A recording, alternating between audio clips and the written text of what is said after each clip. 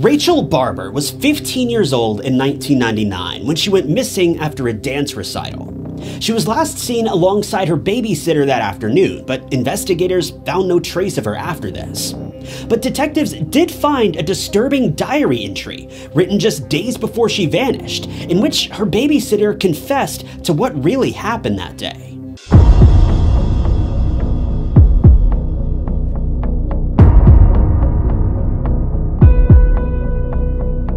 Rachel Barber was born on September 12, 1983.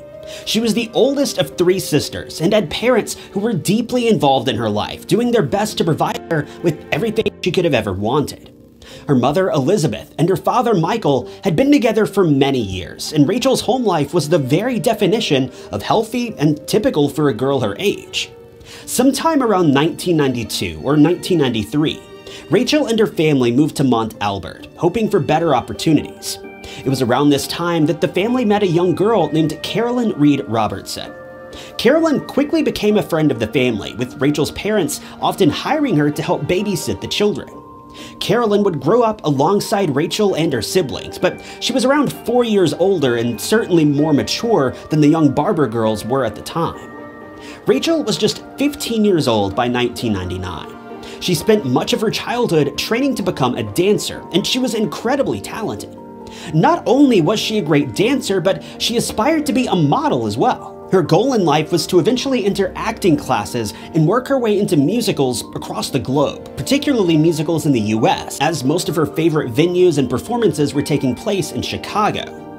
Rachel had become a full-time student at the Dance Factory in Melbourne, Australia. She was known for her beauty, as well as her popularity and her athleticism. She was in great shape and was often in the top of her class, becoming a world-class dancer at a strikingly young age. While Rachel may have been quite popular in school, she was actually a quite shy young girl.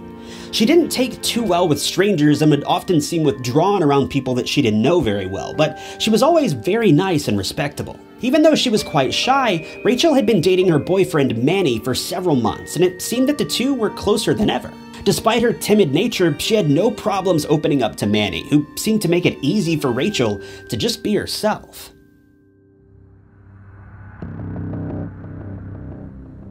Carolyn Robertson, the babysitter I mentioned a moment ago, was right there alongside the Barber family for about 7 years or so. She watched Rachel turn from a shy young girl into a vibrant young woman who was bound for success in her dance career. Carolyn adored Rachel, but she had other feelings towards Rachel that were less than loving. Carolyn was a very jealous teenager. She had trouble dealing with other people's successes, especially considering that, in all honesty, she didn't have much going for her at the time. She was a perfectly good-looking girl, but she didn't have the magnetic energy and charisma that Rachel had, and this bothered Carolyn deeply. As she watched over the girls for most of their childhood, it seemed that this resentment toward Rachel grew. What had begun as a simple feeling of jealousy, something all of us struggle with from time to time, grew to something far more dangerous and far more sinister. Carolyn wanted to live Rachel's life, and if she couldn't live it, neither could Rachel.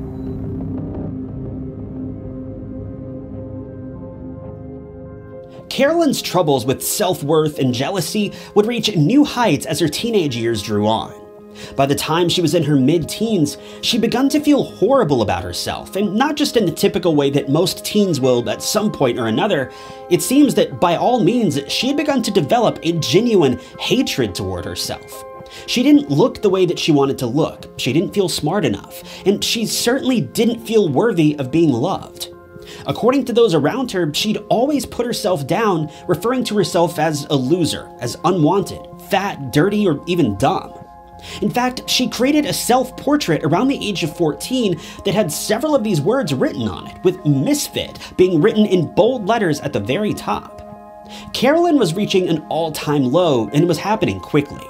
But as she got a little bit older, some of this hate turned away from herself and was beginning to surround her father. This being after her father walked out on the family, leaving Carolyn and the rest of her loved ones to fend for themselves while her dad started a new, better life elsewhere. Carolyn would take her anger and write it down in letters to her estranged father. I don't know if she ever mailed these letters or if they were purely therapeutic, but the letters grew very vicious, with her one time blaming her father for her feelings of alienation, writing, quote, "I feel like a troubled, tortured, lost soul that's been thrown into an alien environment full of angels." These terrible feelings of self-hatred that Carolyn held on to would eventually lead her to plotting a crime of disastrous proportions. Her anger and rage would soon be taken out on someone who didn't really have anything to do with her situation: Rachel Barber.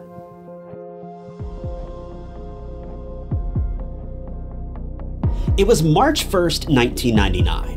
Rachel's father drove her to a tram stop that morning around 9:30 a.m. so that she could attend her classes at the dance factory in Melbourne. She left home wearing her favorite gold necklace, having only $13 in her wallet. She told her boyfriend Manny that after classes, she was going to head out for a secret job offer that she wasn't allowed to talk about. The sheer fact that she even mentioned the job to Manny was against the rules, but she felt like he needed to know. This secret job was supposedly to pay incredibly well, but this was the only information that she was willing to share with anyone. She left the dance factory that afternoon, headed off for this secret location. Her parents had no idea that she had any other plans after classes that day, outside of hanging out with her friends as she normally did. The last reported sighting of Rachel came just after she left the dance factory, when she was spotted walking around a tram station with a woman. Hours passed by and Rachel had not returned to the tram station to meet her father that evening, and her parents grew very worried. Rachel had never missed curfew before, and she was reported missing right away. Manny quickly opened up to Rachel's parents and the police and admitted that she told him about a secret job offer, but he didn't know anything else about this job, so this information wasn't very helpful with the investigation. By all means, Rachel simply vanished off the face of the earth, and no further updates would be released until 13 days later, when some shocking news would leave the Barber family in shambles.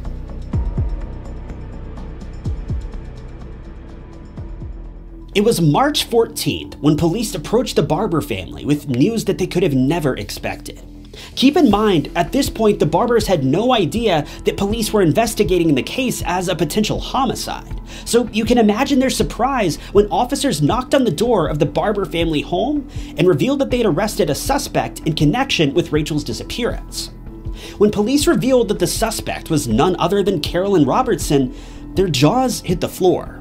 Carolyn had been a close family friend for the better part of a decade, so how could she have been involved in Rachel's disappearance? Unfortunately, the follow-up statements from detectives only made things far worse. Carolyn had been arrested because police had found remains buried in a shallow grave near Kilmore, and they had evidence connecting Carolyn to the scene of the crime. Investigators would soon learn that Rachel had been ambushed with a telephone cord, then buried under less than 12 inches of dirt. One of the most unexpected twists in this case came after police brought Carolyn to the station for questioning. It didn't take them long to get Carolyn to open up, and she admitted to everything. Well, almost everything. Within a few short hours, Carolyn admitted that she had, in fact, taken the life of Rachel Barber, but she claimed it was an accident. Carolyn says that she met up with Rachel that day shortly after her classes had ended. I'll admit, I don't fully understand the specifics of what Carolyn was explaining here, but the best I can make out is that she explained to police that she'd convinced Rachel to come to her apartment for some sort of psychological exercise, but it's not clear why Rachel thought this was a job offer or why she thought she'd be receiving any payment for this. Now, the rumor is that Carolyn had invited Rachel over and promised her $500 to take part in a highly confidential survey of some sort. But this was only mentioned in one source, so I can't verify that this is true. But either way, Carolyn explained that the two rode the tram together, then got out at her apartment after promising Rachel that she'd have pizza and drinks ready for them. And sure enough, when Rachel entered the apartment, pizza and drinks were ready. But Rachel was blissfully unaware that Carolyn had spiked the pizza with high doses of antihistamines, causing Rachel to become more and more delirious the more she ate. After Carolyn was satisfied with Rachel's impairment, she began her attack. She told Rachel that she was ready to begin the psychological survey, asking Rachel to close her eyes and think of happy and pleasant thoughts. As soon as Rachel was lost in a dream state, Carolyn ambushed her from behind with a telephone cord. Carolyn then stuffed Rachel inside of a wardrobe, keeping her there for several days while she worked out the next steps in completing the crime. She would eventually wrap Rachel in 2 rugs and enlisted the help of an innocent taxi driver to help her move what she called a heavy statue to her father's property. Obviously, what the taxi driver helped her haul away was no statue. But once the 2 arrived at Carolyn's father's house, Carolyn took the so-called statue out to the back of the property. And after the taxi driver left, she buried the remains in the family's pet cemetery, next to Carolyn's former dog, Lucy.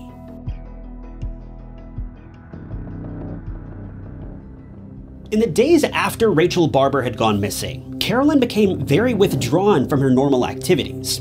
She went to work the day after the crime, March 2nd, but one of her coworkers ended up driving her home after Carolyn reportedly looked very ill and wasn't able to function well enough to get her job done. Carolyn would call out of work for the next few days as well, claiming that she was sick. During this time, investigators were hot on the trail of Carolyn, tracing Rachel's last moments and getting witness testimonies from everyone who had seen her at the tram station that day. As they dug into phone records, they soon noticed that Rachel had spoken with Carolyn on the day of her disappearance. In fact, she'd spoken with her within hours of her last known whereabouts, meaning Carolyn may have been the last person to see Rachel alive. Witnesses from the tram station also reported that they'd seen Rachel walking alongside a, quote, plain-looking young woman. Detectives went to Carolyn's apartment on March 12th, but they weren't getting any response at the door, even though they knew that Carolyn was inside. They eventually made their way into Carolyn's apartment and found her unconscious on her bedroom floor. They soon learned that she had suffered an epileptic seizure, which had likely been caused by the severe stress that she'd been under while trying to hide Rachel's body. While inside the apartment, they searched through Carolyn's belongings and soon came across her diary. Now, if you've been watching True Crime Stories for the last few weeks, you'll know that this is the 3rd case I've covered in less than a month where the criminal was found because either they or the victim kept a detailed diary of events leading up to the crime. I don't know how so many of these cases ended up leading to the exact same situation, but that's exactly what happened here as well. When investigators took a closer look at Carolyn's diary, they realized that she'd been deeply obsessed with Rachel. And certainly not in a playful way or in any sort of innocent infatuation. Carolyn had kept detailed records of Rachel's recent life, and had even written down several possible ways that she planned on taking Rachel's life. She scribbled several options down, with one of the options claiming that she planned on incapacitating Rachel, then placing her into an army bag and dumping her out in the middle of the woods somewhere. These clues were a bit too suspicious for investigators, and they soon began investigating Carolyn's recent movements, tracking down her connection with her father's property and the aforementioned taxi driver. Detectives were able to prove that Carolyn had been spending days, maybe even weeks, plotting to take Rachel's life, and in essence, become Rachel. This was only amplified when detectives later found an application for a copy of Rachel's birth certificate in Carolyn's apartment. This is likely why she tricked Rachel into thinking she was offering her a job, as it would have been the easiest way to get personal information about Rachel, including her social security number, ID cards, and everything else she needed. Well, everything except for her birth certificate, obviously. Alongside this application was documentation for a bank loan for $10,000, as well as detailed plans on what Carolyn had planned to do. Her plans for the day claimed that she needed to clean up her father's farm, including the area where she had placed Rachel in the pet cemetery. She also planned to secure the bank loan on the following Tuesday, as well as rent a moving van, dye her hair to match Rachel's, then thoroughly clean her house and carpet. She then planned to disappear and begin life under Rachel's name. By October of 2000, Carolyn was still in police custody. In a surprising twist, Carolyn had opened up to investigators and admitted to taking Rachel's life, even pleading guilty during her trial. She was ultimately given 15 years behind bars. During her court sessions, she explained how much she hated herself and wanted to be someone else, so much so that she was willing to go to great lengths to achieve this. She was diagnosed with a personality disorder just before the trial, with a judge claiming that she was a danger for anyone that she became fixated with.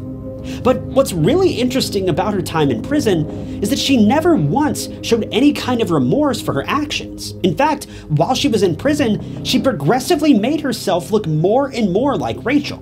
She began styling her hair differently. She appears to have lost weight and did her best to become the spitting image of Rachel, at least as much as she realistically could. Rachel's own mother even spoke out about the uncanny resemblance after Carolyn was released from prison in 2015 after fulfilling her sentence. Carolyn is now a mostly free woman. She still lives under the surveillance of the court system, but she's now allowed to continue on with her life, or rather, Rachel's life. While she never successfully claimed Rachel's identity, she's done her best in the years since to continue living in the shadow of Rachel, and her fixation doesn't seem to have faded over the last 23 years. Honestly, I don't understand how someone like this is allowed to live in the free world after there was such a massive amount of evidence proving that she'd been plotting this crime for years, but I guess the laws in Australia only allow the court system to do so much to someone so young. Thankfully, after all this, Rachel's memory is still very much alive in the minds of those who knew her. But unfortunately, one of those minds belongs to Carolyn Robertson. Before we close out today's video, it's time to announce the winner of last week's True Crime Stories mug giveaway. The winner was chosen completely at random, and the winner is Misty Waters. So Misty, all you need to do to claim your mug is email me at tieknotsyt@gmail.com with your address, using the same email as what you use here on YouTube, and I'll get your mug shipped out right away. And for everyone else who entered and didn't win, be sure to continue tuning in each week because I'll likely be doing more giveaways like this in the very near future, maybe even next week, so be sure to stick around. But with that, thank you guys for tuning in to another episode of True Crime Stories. If you're liking the channel and want to see more videos just like this one, be sure to hit the like button and leave a comment below. Comments are the best way to help support a small channel like this, and they're incredibly appreciated. If you'd like to help out the channel financially, you can hit the blue join button below or even support me over on Patreon. But with that, I thank you guys again for watching, and I'll catch you in the next video.